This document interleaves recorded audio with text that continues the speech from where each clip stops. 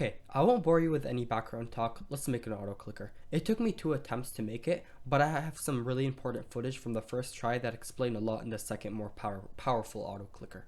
I started out by sanding the top of this perfectly nice ring for absolutely no reason. I then tried to connect the ring to the motor using 2 bamboo screwers to keep the weight from hitting my hand, but of course, that didn't work.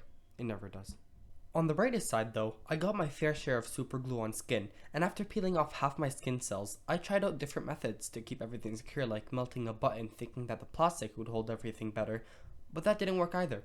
I started thinking of better ways to glue them together, and then bam, it hit me. If you use baking soda and put super glue on it, it instantly dries out. I learned that in kindergarten, don't ask how. So, with that method in mind, I started towering many layers onto the ring, which eventually looking ahead into my second attempt.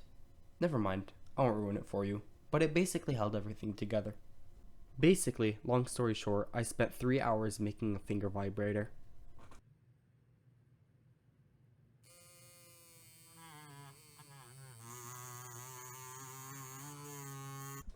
So, starting my second attempt, I took apart an 18-volt drill.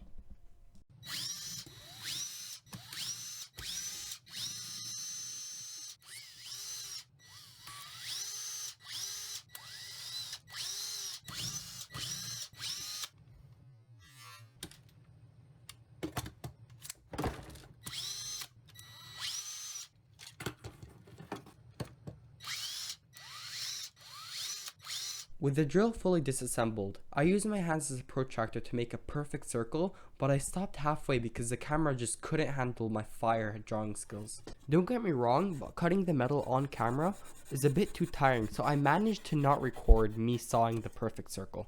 After cutting out the circle, I drilled a hole in the shape of a half moon because of this particular motor tip design. The next step I took was to cut out some clothing hanger and shape the rod to harness the rotational energy and change it to up and down movement, which could be used for click speed. This step took me a couple attempts, and this rod shape, especially I have on camera, almost ripped my finger off, but I managed to stop the motor in time and fix the shape to a more simplistic and safe method. Long story short, these next clips are of me using 100% brain capacity and power to find ways that I could connect the puny motor tip to the disc and still have everything super stably connected. And there you have it. I finished up the hand side, and as you can see, it fits perfectly.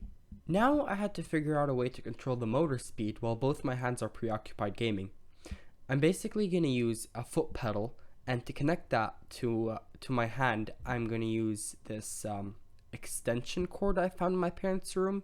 Like, I don't know why, but when I cut it out, the lights turned off. And finally, using these 2 pieces of wood, I'm making the foot pedal, and with a bit of off-camera building, I finished the entire gadget. Finally, we made it.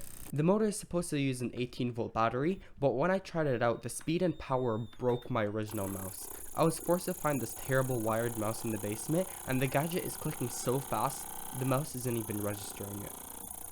Thank you guys for watching, and if you enjoyed this video, make sure to go eat some water as it really helps my computer focus.